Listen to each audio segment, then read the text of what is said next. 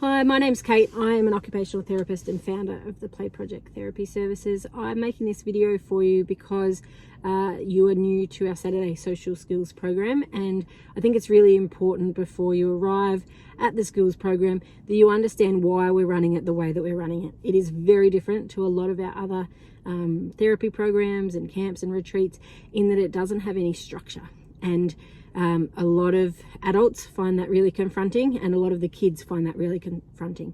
The reason that we do that is because these kids experience structure in every part of their lives, at school and generally in morning routines and afternoon routines at home, and we know that they can cope well with structure. The more structured their lives are, the happier and more content they are. But what that means then is that when there's no structure, when something happens and for some reason there can't be any structure, that they can't cope in those environments. So we've deliberately set this program up to be super supportive to them, to allow them to be able to learn how to cope without structure. And so the program will run for 6 weeks, and you will see some significant changes in the kids between week 1 and week 6. But week 1 and 2 can be particularly difficult when the kids are not used to having no structure. So I guess I wanted to get that out there for you so that your expectations are clear when you arrive. Now at your briefing on the Saturday morning, you will be provided with all the information you need to know about the child and about the loose timetable for the day. However, what I wanted to share with you now is why we structure it in such a way so that the kids learn how to play and be creative and manage their own time, and also what you can do to help that be successful.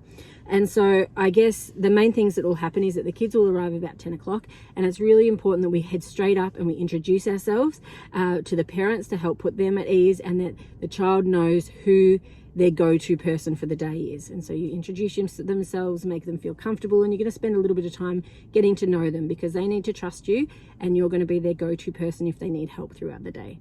Then we're going to head for a walk down to our lagoon area, which is where our free play occurs.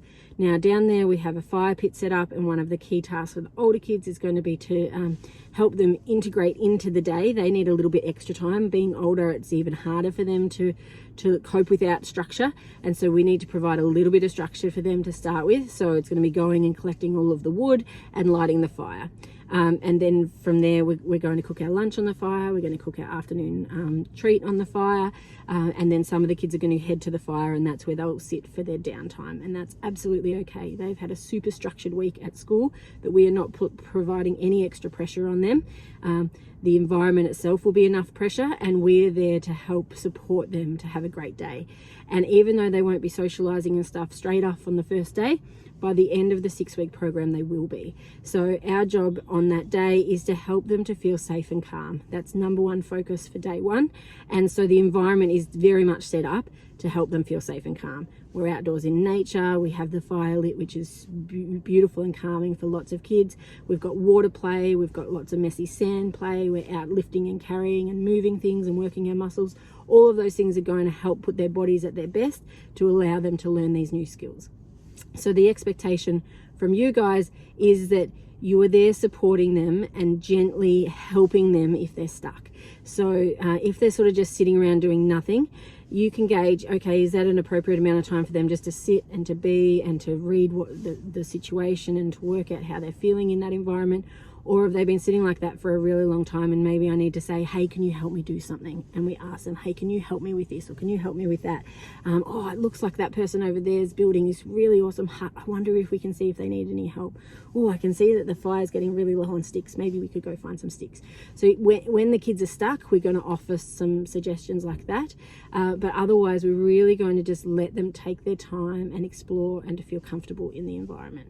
If you have any questions about it, I'm going to be out there. I'm more than happy for you to come and check in with me, but I just wanted you to be aware before you get there that this is not like a traditional therapy program. This is even more powerful than that, but it can look a bit messy in the beginning. And so we need to be able to sit with that discomfort and not feel like we have to jump in and fix it.